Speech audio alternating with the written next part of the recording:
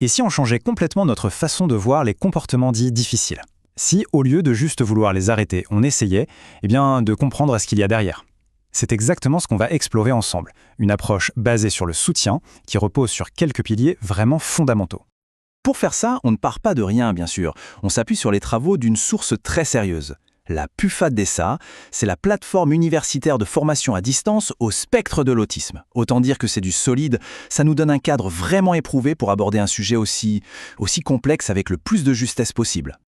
Voilà, on est en plein dedans. La question centrale, celle qui change tout, c'est vraiment celle-ci.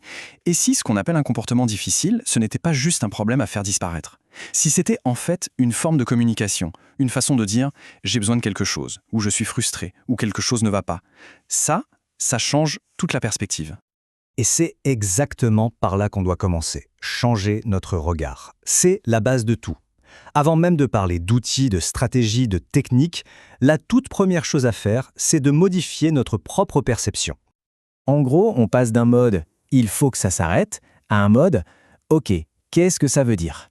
On arrête d'être juste dans la réaction pour devenir beaucoup plus proactif, beaucoup plus à l'écoute.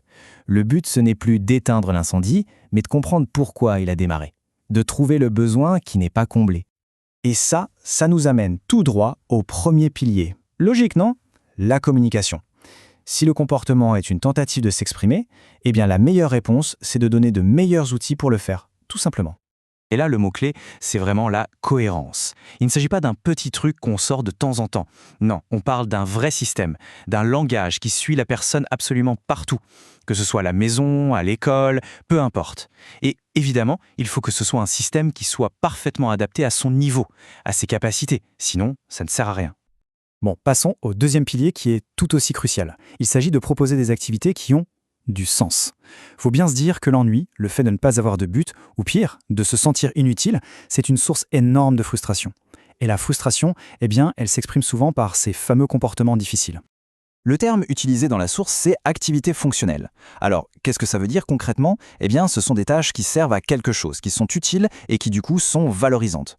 Prenons un exemple tout simple. Au lieu de faire un puzzle, juste pour faire un puzzle, on pourrait proposer d'aider à mettre la table. C'est concret, ça a un but. L'objectif, c'est pas juste de passer le temps, c'est de permettre une vraie contribution, de sentir qu'on est compétent. Et c'est là toute la magie du truc. L'engagement, il vient de là, avoir un but et y arriver. Quand on réussit quelque chose qui a du sens, ça crée un sentiment de fierté et d'accomplissement. Et ça, c'est le meilleur antidote à la frustration. Ça nourrit l'estime de soi comme rien d'autre. Allez, troisième pilier. Celui-ci est super important. Créer un cadre qui soit stable et prévisible. Essayons d'imaginer un instant. Un monde où les choses ne changent pas tout le temps, où on sait ce qui va se passer. Un environnement comme ça fait baisser l'anxiété d'un coup. Ça crée un sentiment de sécurité qui est juste essentiel. Le monde paraît tout de suite moins hostile, plus simple à gérer. Et pour que ce cadre fonctionne, il y a deux choses. D'un côté, il y a la stabilité globale, c'est-à-dire des routines claires, des endroits familiers, des personnes qu'on connaît. Et de l'autre côté, il y a l'organisation très concrète des activités. Préparer les choses à l'avance, ça rend tout plus facile, les transitions sont plus douces, et ce qu'on attend de la personne est beaucoup plus clair. Ok, donc si on récapitule, on a la communication, les activités qui ont du sens et un cadre stable. 3 piliers super importants. Mais en fait, il manque quelque chose. Parce que ces piliers, ils ne tiennent pas en l'air tout seuls. Ils ont besoin d'une fondation solide. Et cette fondation, ce socle, c'est le respect. Et là-dessus, cette citation est limpide. Le respect n'est pas une option. C'est pas une technique de plus dans la boîte à outils, non. C'est la condition sine qua non, c'est le point de départ.